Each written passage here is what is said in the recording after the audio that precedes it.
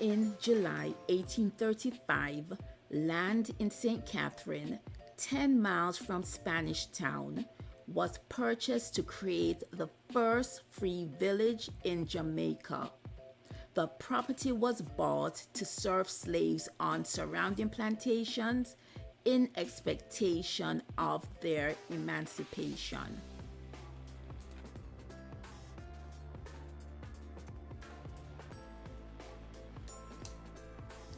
Baptist minister and abolitionist Reverend James Philippo came to Jamaica in 1823 to work toward the abolition of slavery.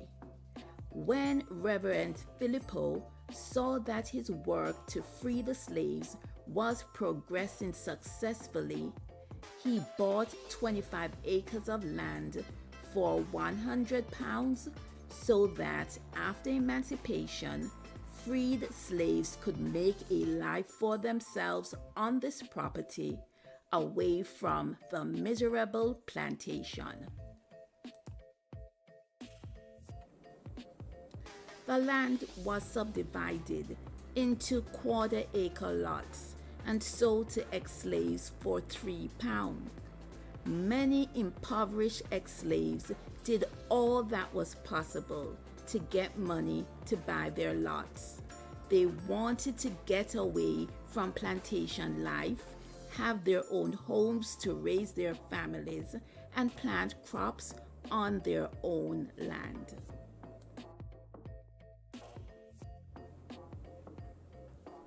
The land, previously known as Highgate, had a name change to Sligoville in honor of the then governor of Jamaica, Lord Sligo. The governor was against slavery, and he also worked tirelessly to end the apprentice system that was established after slavery. Both he and Reverend Phillipo were involved in getting a church and school constructed for ex-slaves on the Sligoville property.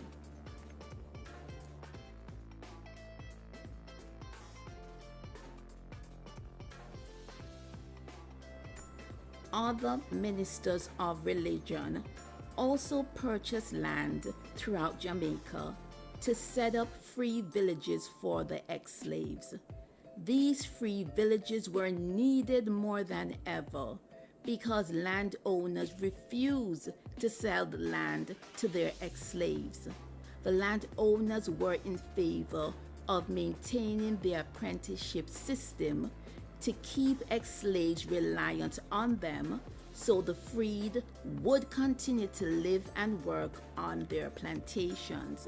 So, without owning land, many ex-slaves remained on plantations as farm workers, accepted low wages, performed whatever work they were assigned, and paid rent for the run-down shacks where they had previously lived for free as slaves.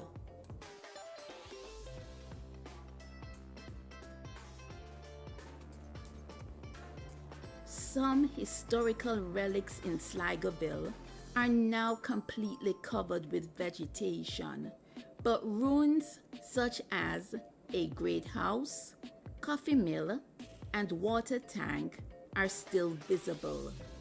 But in spite of the important historical occurrence in this farming community, its past achievement has brought limited recognition and success to Sligoville and its residents throughout the years.